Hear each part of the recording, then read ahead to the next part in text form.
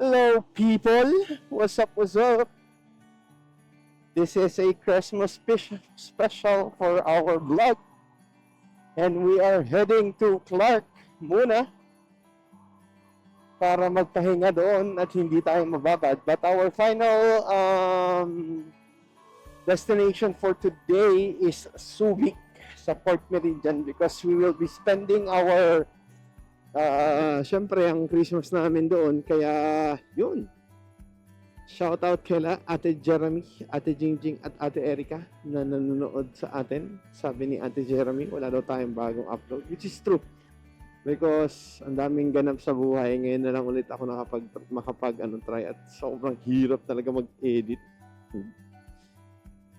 Andun na si Papa. Naipit. Sige lang, hindi lang sa likod. Biyan mo lang kung anong status na. So, yun. Well, this is a Christmas vlog. So, yun. I hope everyone is spending their Christmas rightfully. Siyempre, you know, everyone deserves a break. Kaya, let's go. Mundo na yung father ko. So, lineup natin ngayon is, of course, ang ating 2024 na lugod na uri. So lineup natin ngayon is ang ating dalawang NT09 with Papa on the one and on the other one si Kuya Roy, and then of course ang ating newly acquired na CB650R E-Clutch. Kaya yun, maganda ito. Okay. Sige, siguro, pero saka na ako magdi-discuss kung bakit ito yung binili ko sa ang CB650R E-Clutch. Actually, hindi dapat talaga ako ang gagamit nito, pero kailangan na i-break in. Of course, gawa-gawa na lang nating reason yun, di ba? Hindi pa nga ito alam ni Madam Karina na bumili ako nito, kaya patay tayo. Oh well, saka na lang ako magtitiisin ko na lang ang galit niya. Andito na Oh shit. Here we go again. So yeah, papunta tayo ngayon ng Clark South muna. Dito na naman tayo sa mga pagpila-pila sa cash lane. New bike problems. Ahoo!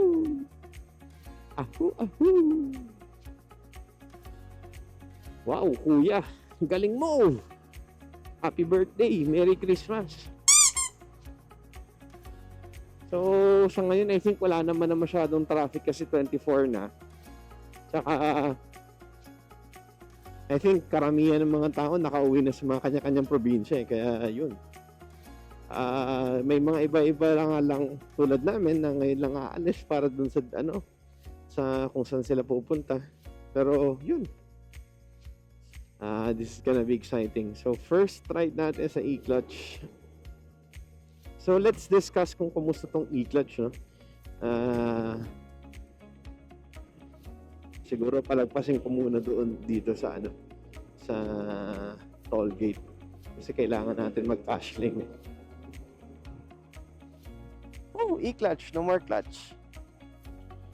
Okay, so expressway! First time expressway with the CB650R E-Clutch. So, ngayon yung GS natin ang pangalan is Gungnir, which is hango sa spear ni Odin. And then, ang ating 10R, which is tawag dito ang Black Pearl, hango naman doon sa Pirates of the Caribbean. So, yun. Bawal nga pala tayo dito, walwal. Kasi break-in to. Ang tatay ko, gigil sa motor. My God. So, yun nga, as discussed by other vloggers naman, tawag dito, there is a soft braking or hard braking. Yung mga hard braking is Siyempre, yung mga rat-rat agad talaga, no? Pag sumasakay, ito hindi naman to pwedeng rat-ratin kasi my God, andun yung vibration na sinasabi ni Jao. So yun, soft braking naman is yun nga, yung maalaga ka, hindi ka tumataas ng 100, tapos alalay lang talaga sa motor.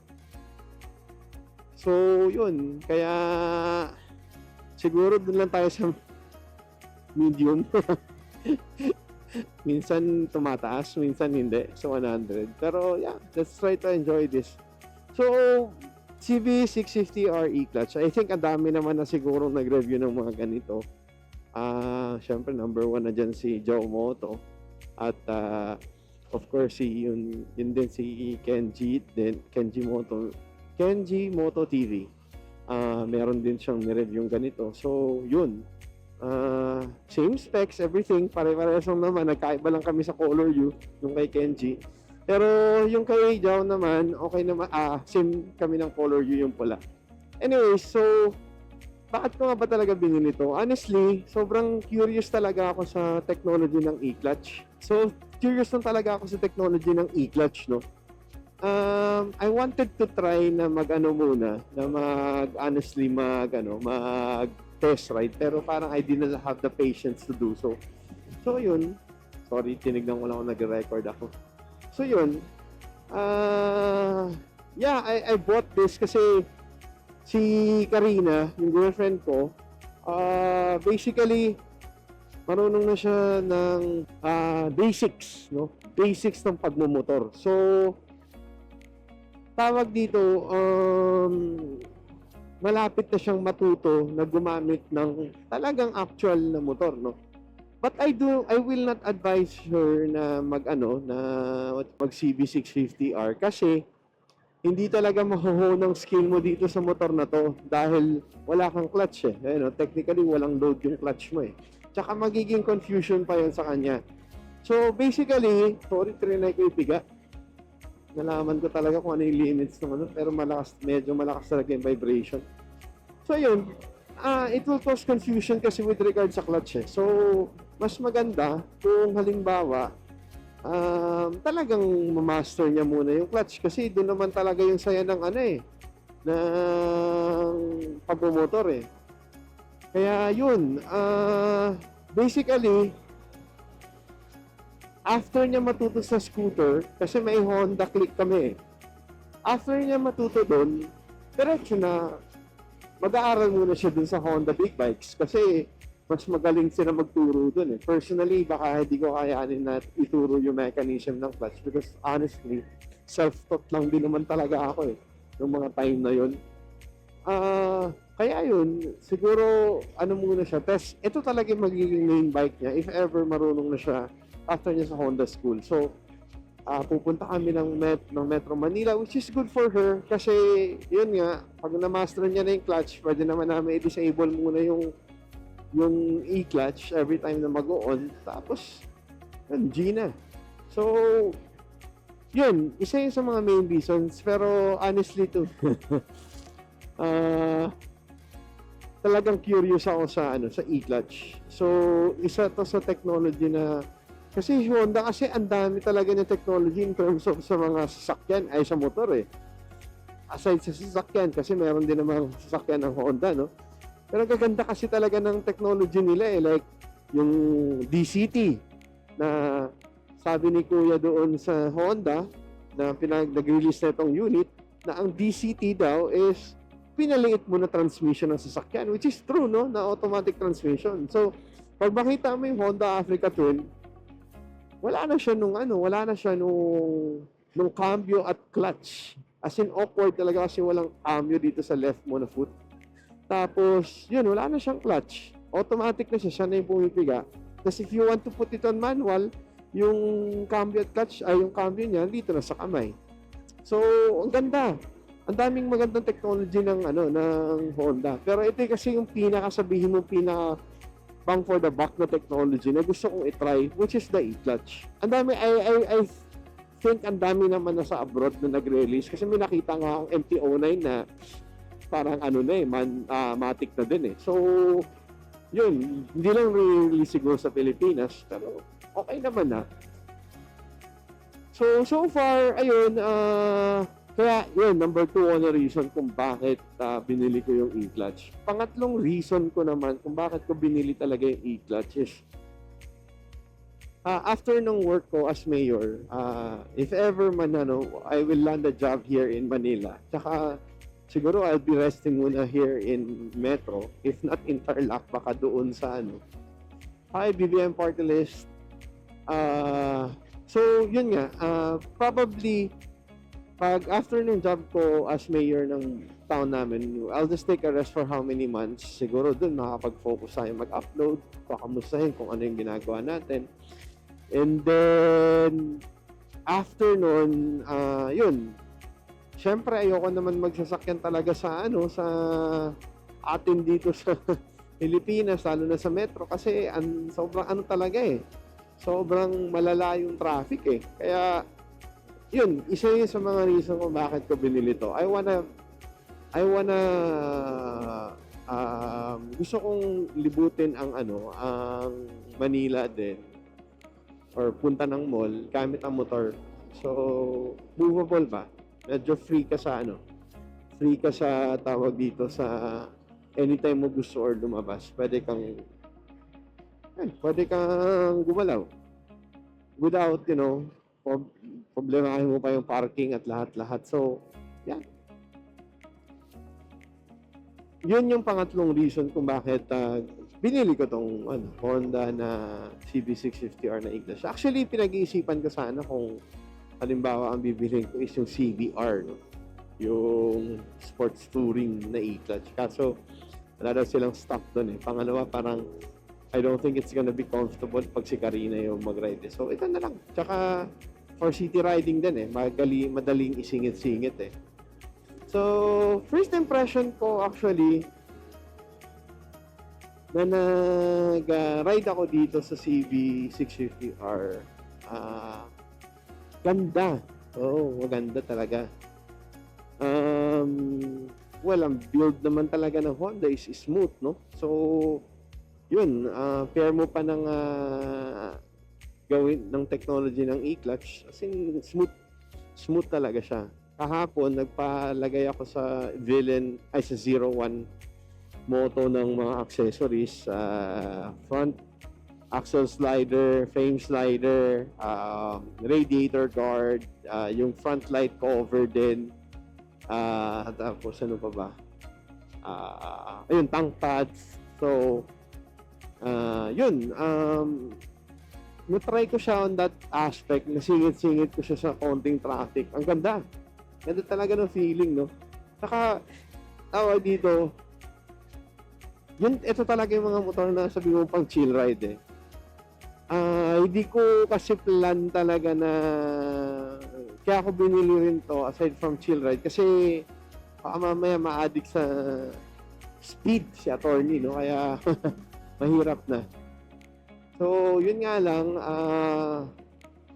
ito palang CB650R, yun, wala siyang riding mode. Tapos, traction control lang ang meron siya. That is why medyo okay na rin siya for the price of 564 yung cash niya. Yun, wala yung mga riding modes niya. Tapos, yun nga, ride by cable pa siya. So, may mga old technology pa rin talaga si Honda na kinip lang nila dito sa 650. Basically, yung e-clutch lang talaga yung nila.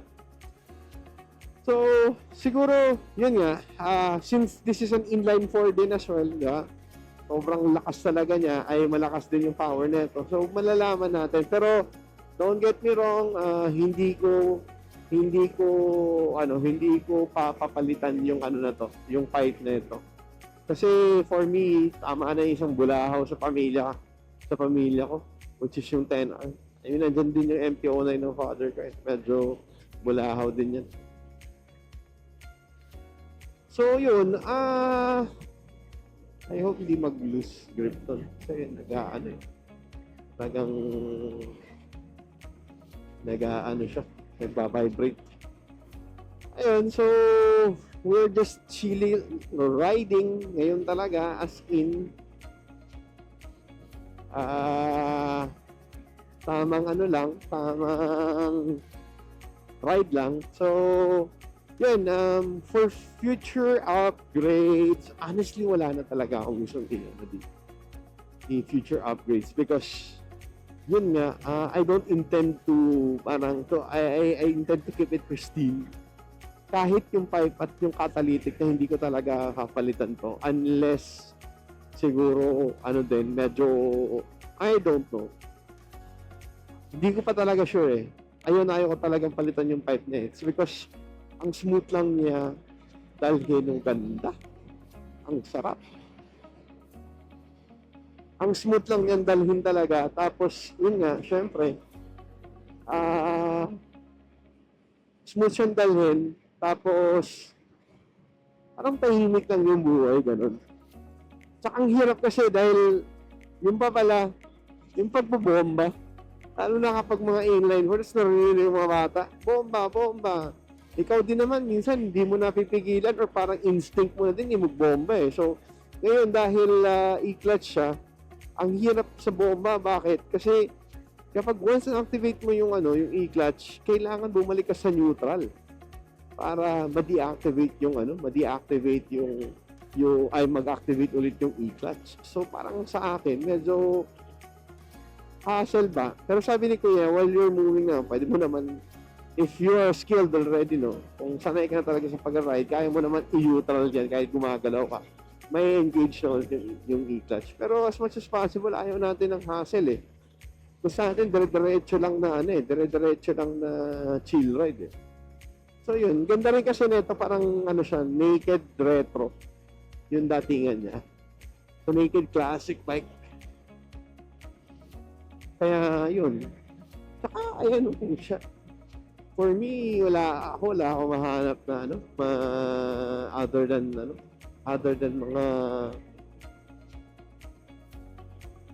this, no? Sa ngayon, nasa mid-tier na mga motor on the market. For me, ito talaga yung the best eh. I mean, of course, syempre, meron na akong 10R. So, di na ako naghahanap ng ZX4RR or ZX6R or ganun. So, yun. Saya. So, titignan natin in the long run kung kamusta talaga yung performance niya after, of course, months of riding it. So, probably, pag nagmumotor tayo around metro, ito lang yung gamit natin. Or pag mga future uploads natin, baka ito na muna yung gagamitin natin. So far, wala pa akong pangalan. Yung pala, nalimutan ko. So, si GS1250 is Gungnir, and then si ZX10R is si Black Pearl, and then of course ito namang si CB650 or hindi ko pa alam ang pangalan, pero parang plano ko siyang pangalan ng Ifrit.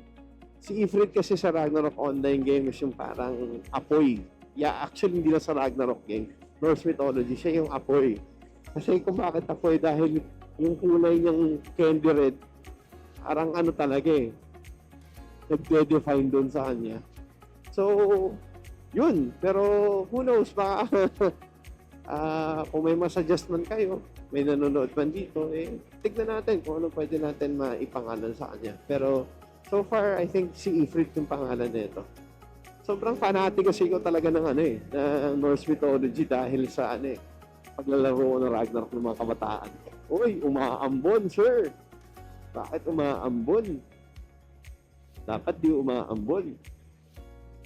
Well, so okay lang para at least hindi ganun kainit yung natin. This is pala, norte tayo.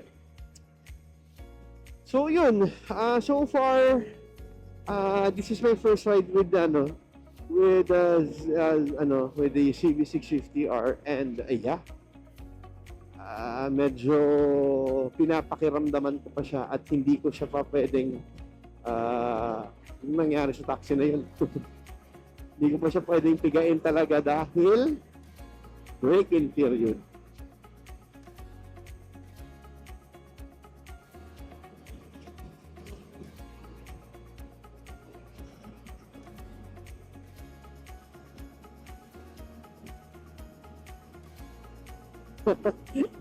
Ayoko. Sige na, sorry. Sorry.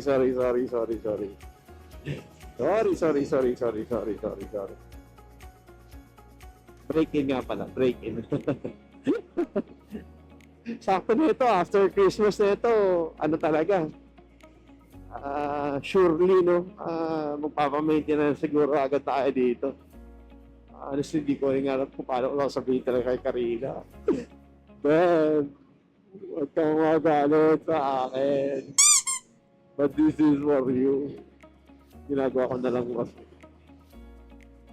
Paunahin ko muna ito si Keroy. At kailangan may kasama ang aking father. Ako kasi hindi talaga ako pwedeng bumanat dahil break-in niya. So yun, yeah. So, masaya. So far masaya ako. Masaya ako sa ano na to, sa motor na to. And feeling ko talaga mag-enjoy kami dalawa na ito. Pero of course, syempre, tanong naman natin ng siguro kung isip ng iba, ano, main bike mo, sir? Well, sa akin naman mga sir, to be honest, yung GS talaga kasi una, yun yung pinaka sabihin mong top brush ko na motor. Pangalawa, wala talaga nakakatalo sa comfort doon, no? Ito, makakaride ako dito mga siguro 5 hours, no? 5 to 6 hours. Yun talaga, ano yun? Pang malakasan kasi talaga yun. Pang matagalan. So, yun. Kaya ito, yun, no? Chill lang. Kasi ganito lang talaga yung magiging takbo ko dito. 100, 120. Hanggang ganito lang yung takbo natin dito. And of course, hindi na ako magpapalagay ng top box kasi alam niyo yung top box talaga, meron lang talagang for speed limit yun, tsaka hindi pangit tignan, awkward tignan dito kung ng bike may top box. So, pero ay papalagay ko sa kanyang side panels, which if bukas na si Big Bike Tech, titingin tayo. Mapapamahal na naman tayo.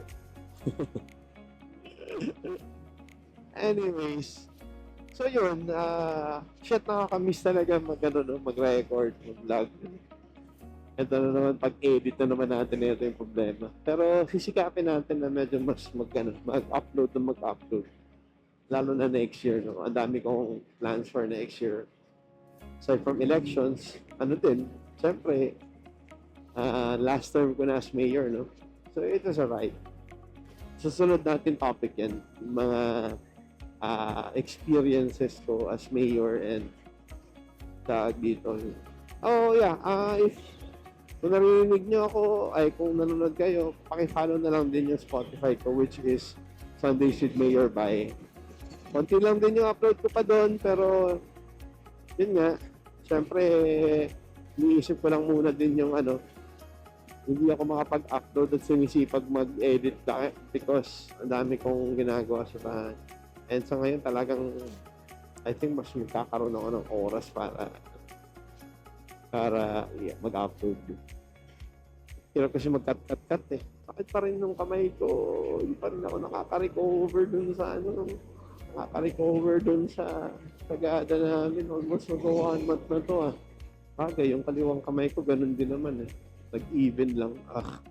Shit. Diba? Shit.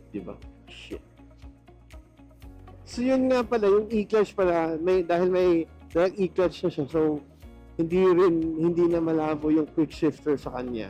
Actually, default na yun na may quick shifter yung e-clutch. Tawag dito, pwede mo i-set yung pagkakambyo niya into soft, hard, and medium. Tama ba? Oo, I think. With regards sa quick shifting eh. So, yun, maganda siya. Maganda siya for sa mga sanay. Kasi ako naka-Lightech yung ZX-10R ko. So, parang medyo talaga, kailangan ko yung quick shifter na soft, pero tinitry ko yung medium eh. Problema na ito, pagbalik ko sa ZX-10R, mag-i-install ako dahil walang clutch to eh. So later, try kong Shit, di ko pala na-charge yung phone. Ala na. So, yun. Ano pa ba? Sige lang. At for mamaya, pag may naiisip tayong topic, usap-usap lang. Kita-kitahan ni mo, Gaskero. Daw ka. Kasi nag-leak na. I-on daw ang imo camera. Tapos sabihin mo sa naka-on tapos nagapula. Ano yun?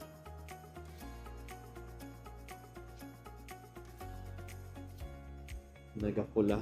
Oo. Kanina pa? Kanina pa?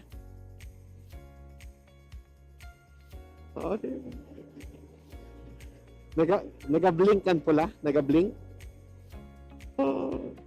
Bayain na. Sige lang. I-edit ko na lang yun. Hey, Himalayan.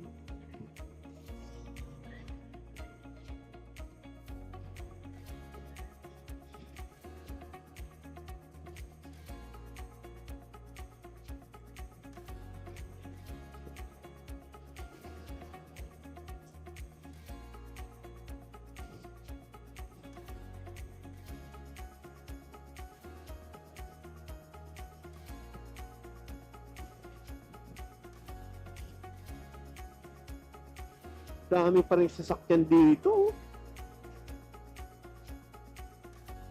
Dami pa rin uuwi ngayong araw. Hindi pinayagan ng manager mag-leave. Ngayon lang pinayagan. 24.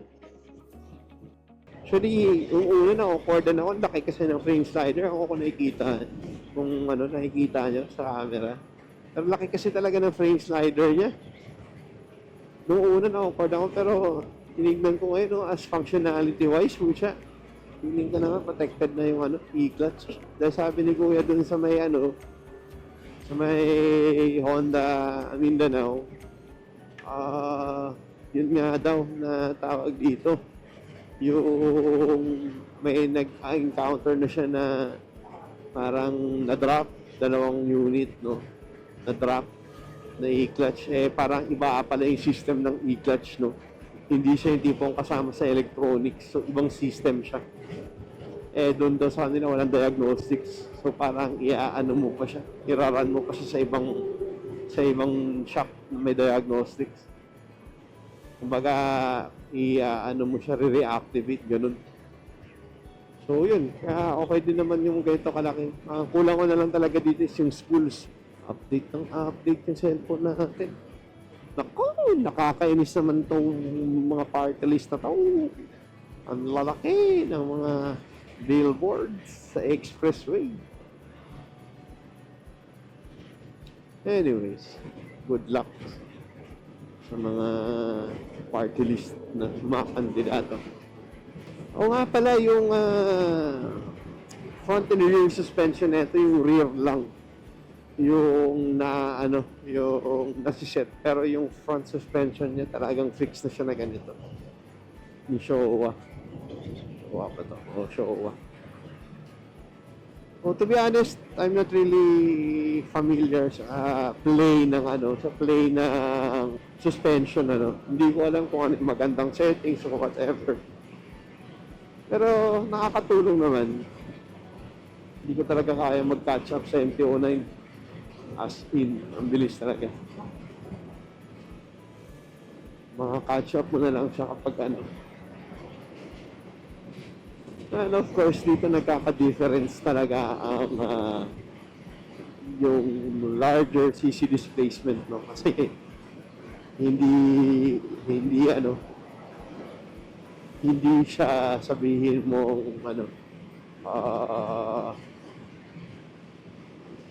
something na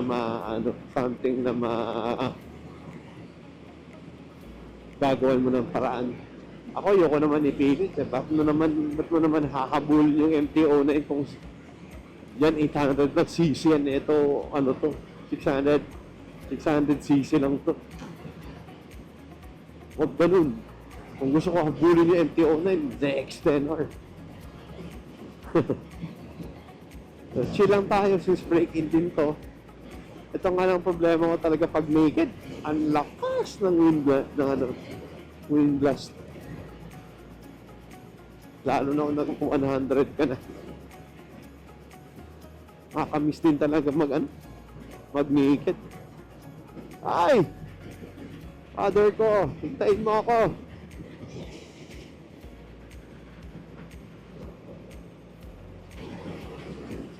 So ngayon ata na, sa Pampanga na tayo. Oo, nasa Pampanga na. Lapit na yung San Fernando eh. So, yun, mga konti na lang, mag-exit na tayo sa Clark shop.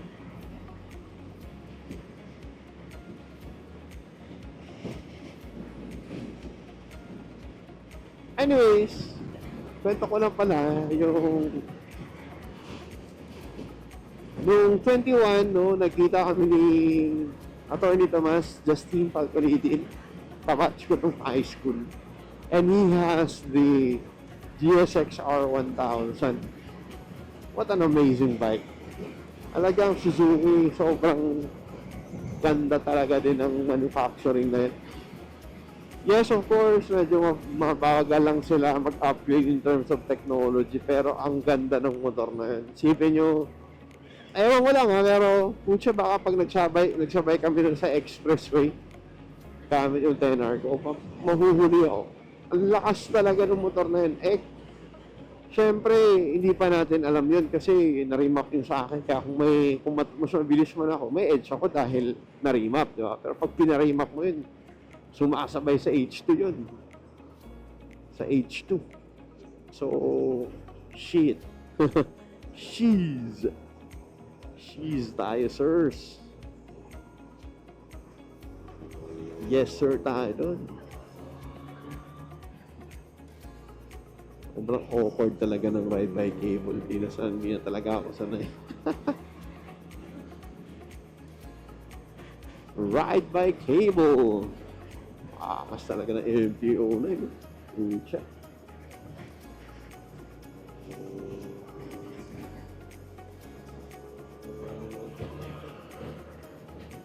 Hello po, sir, mga enforcers. Good morning. Merry Christmas po.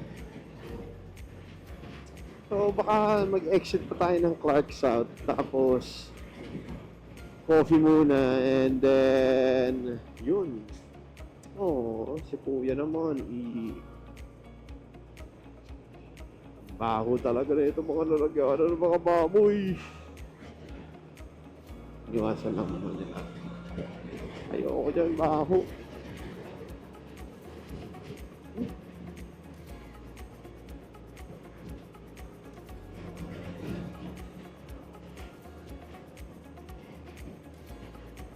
Hindi ko pa pala nalilinisan talaga itong mga camera ko. Simula nung galing ako sa galing kami sa Sagada.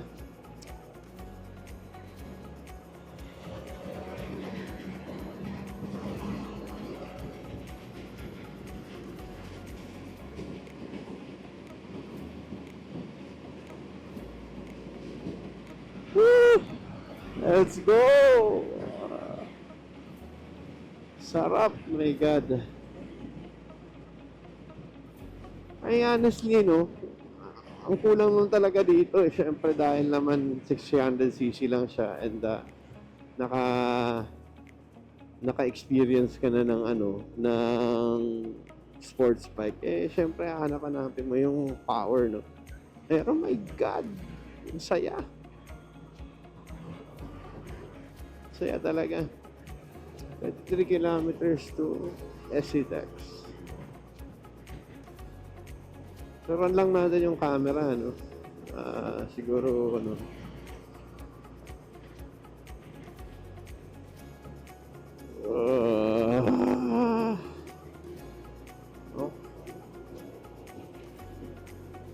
naka-blink 100. Actually, may battery pa na.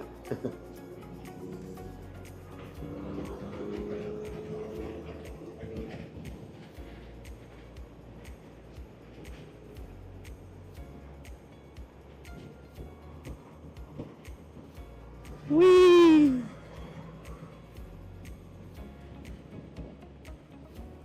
Whoops! Magaling, kuya, magaling. Hinat mo kami. Wala pala akong pipe. Hindi ako narinig ni kuya.